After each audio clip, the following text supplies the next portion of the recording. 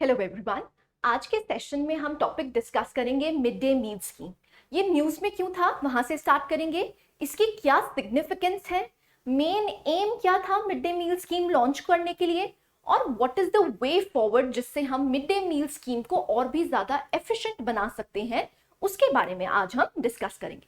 Let's start from why was it in news. So Karnataka government ने introduce किए हैं eggs under the mid day meal scheme for school children. अब ये काफी ज्यादा कंट्रोवर्शियल है। क्यों? क्योंकि आपको ज्यादातर पॉपुलेशन इंडिया में देखने को मिलेगी दैट इज वेजिटेरियन। सो यहाँ पर बहुत ज्यादा हॉट टॉपिक रहा, जहां पर कर्नाटका ने एग्स को इंट्रोड्यूस करने की बात करी। अब एग्स क्या है? It is a protein source, और हमारी कंट्री में माल न्यूट्रिशन बर्डन काफी ज्यादा है। अब क्योंकि हमारी कंट्री में माल न्यूट्रिशन बर्डन काफी ज्यादा है और हमारी डाइट में जो प्रोटीन इनटेक है वो काफी कम है, इसी की वजह से गवर्नमेंट स्टेप्स ले रही है कि जिससे कि हम प्रोटीन इनटेक बढ़ा पाए। तो प्रोटीन का सबसे अच्छा सोर्स माना जाता है the dairy products and eggs and chicken. So यहाँ पर एग्स को इंट्रोड्यूस करने की बात की गई है, जो कि काफी ज्यादा कंट्रोवर्शियल है, right. So midday meal scheme क्या है? It is one of the largest initiatives in the world to enhance nutrition levels. So यहाँ पर मेन एजेंडा क्या था मिड डे मील स्कीम को लॉन्च करने के लिए? So it was to enhance the nutritional levels among the school going children.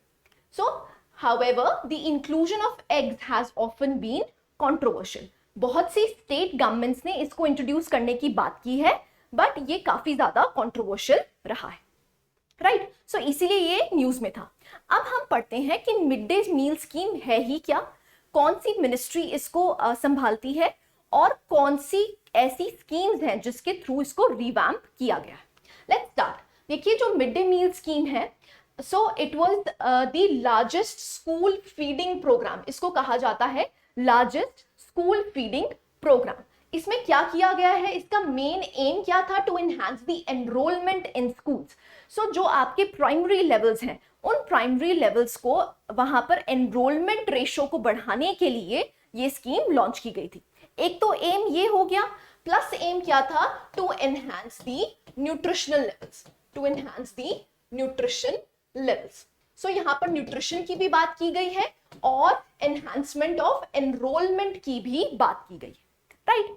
So nodal ministry कौन सी रही है? That is ministry of education. You have to remember, यहां से आपके प्रीलिम्स के क्वेश्चन बन सकते हैं, तो यहां से पूछ सकते हैं कि जो मिड डे मील स्कीम है वो किस मिनिस्ट्री ने लॉन्च की है। So it is the ministry of education, you need to remember. Next आता है बैकग्राउंड क्या है।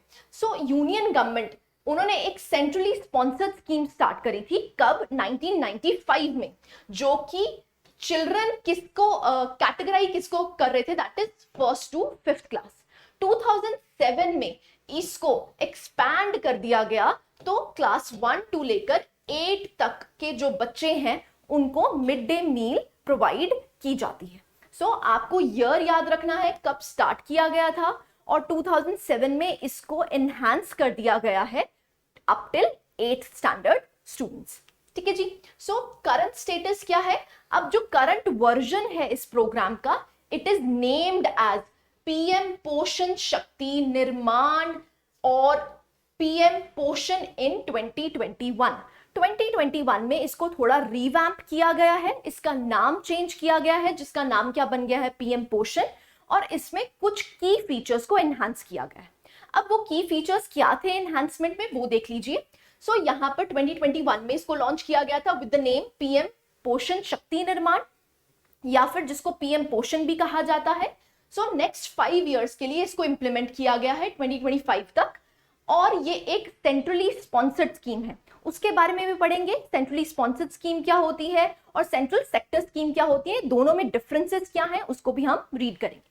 So it is a centrally sponsored scheme. यहाँ पर जो की फीचर्स इंट्रोड्यूस किए गए थे तो ये थे, so the encouragement of FPOs is farmer producer organizations and self help groups in the implementation of PM पोषण scheme। so यहाँ पर जो NGOs हैं, जो FPOs हैं, उनको भी इंक्लूड करने की बात की गई थी, जहां पर ये लोग क्या कर सकते हैं, इसको एफिशिएंटली इंप्लीमेंट कर सकते हैं। This is point number 1। Point number 2, the provision of supplementary nutrition. अब सप्लीमेंट्री न्यूट्रिशन कहां पर प्रोवाइड करना है ज्यादातर, that is tribal districts and aspirational districts. तो जहां पर इसकी सबसे ज्यादा नीड है, तो टारगेटेड अप्रोच यहां पर अपनाई गई है।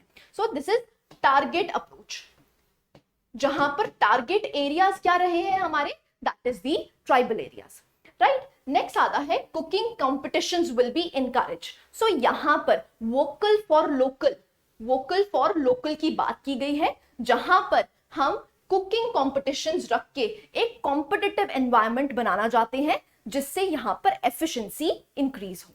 So these 3 points were included in the midday meal scheme, which was renamed as PM पोषण शक्ति निर्माण।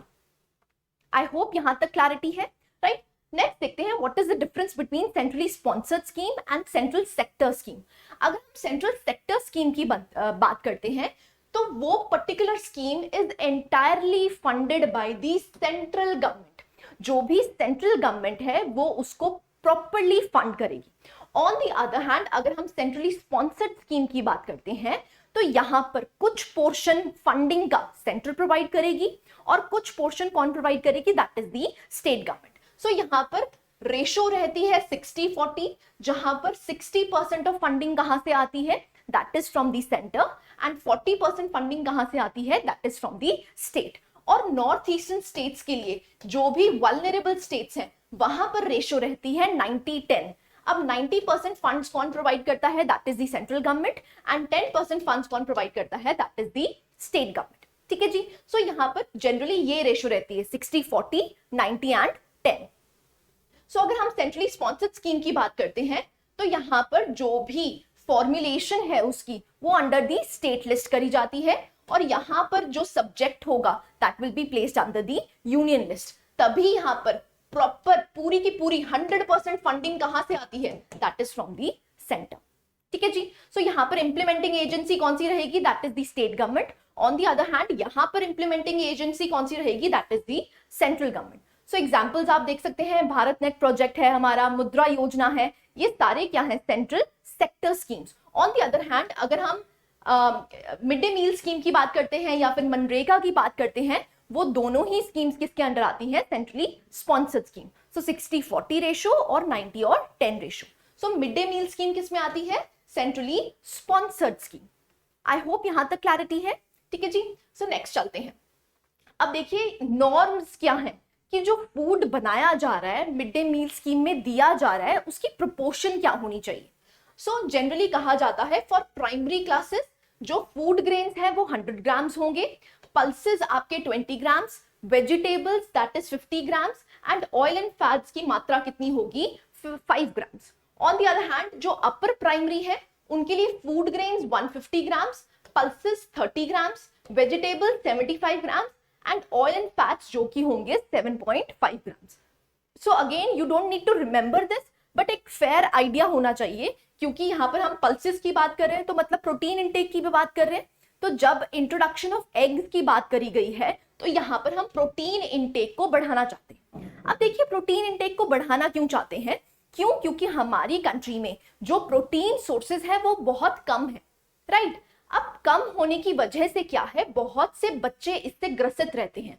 अगर आपकी बॉडी में प्रोटीन इंटेक की कमी है, तो आपको क्वाशिकोर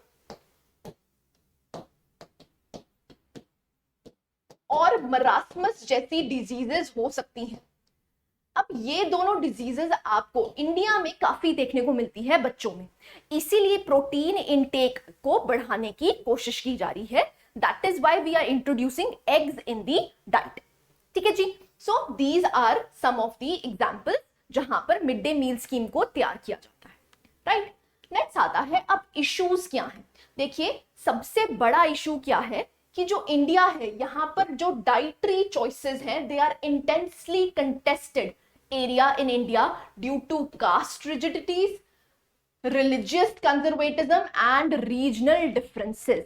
अब देखिए ये जो फूड है, यहाँ पर फूड को फूड की तरह ना लेके क्या करा जाता है, फूड को रिलीजन के साथ जोड़ा जाता है।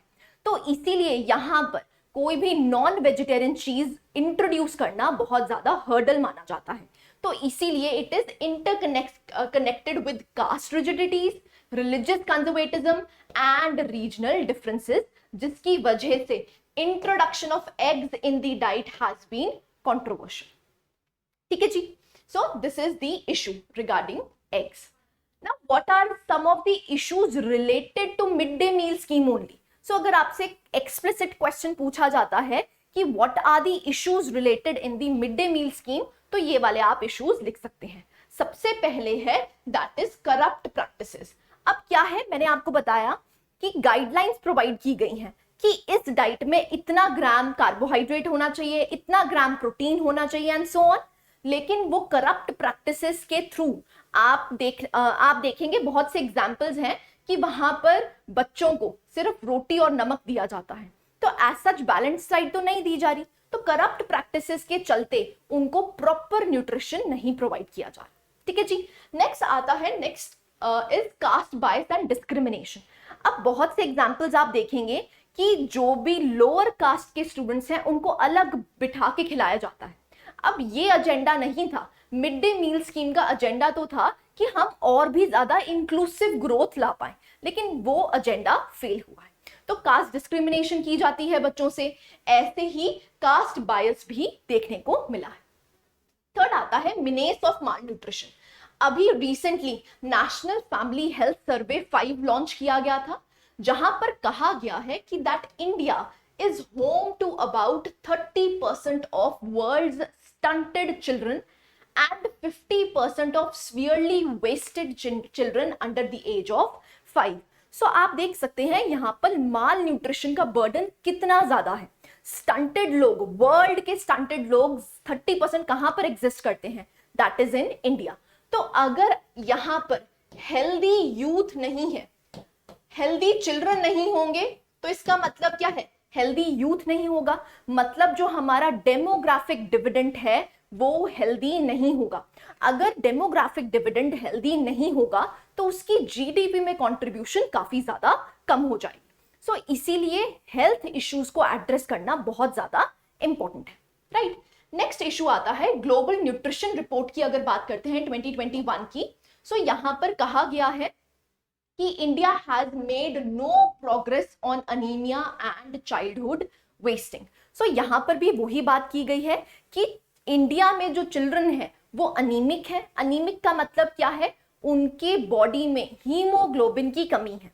अब अगर हीमोग्लोबिन की कमी है, दैट मीन्स आपकी बॉडी में आयरन की कमी है। किसकी कमी है, आयरन की कमी है, क्योंकि हीमोग्लोबिन एक्चुअली में बनता किससे है, दैट इज आयरन।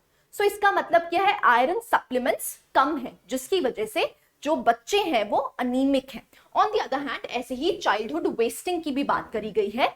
वेस्टिंग का मतलब होता है जब आपका लो वेट है with regards to your age, age के अकॉर्डिंग आपका वेट नहीं है, सो दैट इज वेस्टिंग। ठीक है, सो ऐसे ही विमेन में भी माना गया है they are anaemic. So this is the global nutrition report. अगर हम ग्लोबल हंगर इंडेक्स की बात करते हैं जो कि 2021 में लॉन्च किया गया था, तो यहां पर इंडिया का जो रैंक है वो काफी ज्यादा पुअर है। India has slipped to 101st position. Total countries कितनी है, 116, जिसमें से इंडिया का रैंक कितना है, 101st। सो यहां पर भी आपको देखने को मिलेगा कि जो इंडिया है वो हंगर से भी ग्रसित है। तो माल न्यूट्रिशन यहां पर एक बड़ा मुद्दा है जिसको हमें एड्रेस करना चाहिए। ठीक है जी, so this is what are the associated issues related to mid day meals की। Now what is the way forward. देखिए सबसे पहले क्या है, early detection and care. So हम क्या चाहते हैं कि हम सबसे पहले डिटेक्ट कर लें कि प्रॉब्लम कहाँ है। अब हमें पता है कि जो यंग विमेन है वो अनीमिक है। अगर वो अनीमिक है दैट मीन्स उनके जो बेबीज होंगे वो आगे माल न्यूट्रिशन से ग्रसित रहेंगे। तो इसीलिए हमने क्या लॉन्च किया है, that is mid day meal scheme. अब लेकिन इसकी जो प्रॉपर इंप्लीमेंटेशन है वो होनी चाहिए। ठीक है जी, नेक्स्ट अगर वे फॉरवर्ड देखें, होलिस्टिक पर्सपेक्टिव ऑफ हेल्थ। अब यहां पर हेल्थ की बात कर रहे हैं तो यहां पर हमें फूड और रिलीजन को इकट्ठा नहीं करना चाहिए, राइट? इसको अवॉइड करना चाहिए, जिससे कि हम जो हेल्थ का नोशन है उसको प्रॉपरली इंप्लीमेंट कर पाए। ठीक है जी। थर्ड आता है improving the menu in MDMS। अब मिड डे मील स्कीम में हम मेन्यू को इंप्रूव कर सकते हैं, जहां पर हम प्रोटीन्स का इंटेक बढ़ा सकते हैं, कार्बोहाइड्रेट्स का इंटेक बढ़ा सकते हैं, जिससे माल न्यूट्रिशन का जो बर्डन है वो हमारे इंडिया पे कम हो पाए। ठीक है जी। So this was the holistic coverage of PM Poshan scheme कह लीजिए या फिर मिड डे मील स्कीम कह लीजिए। I hope you like the lecture. Thank you very much.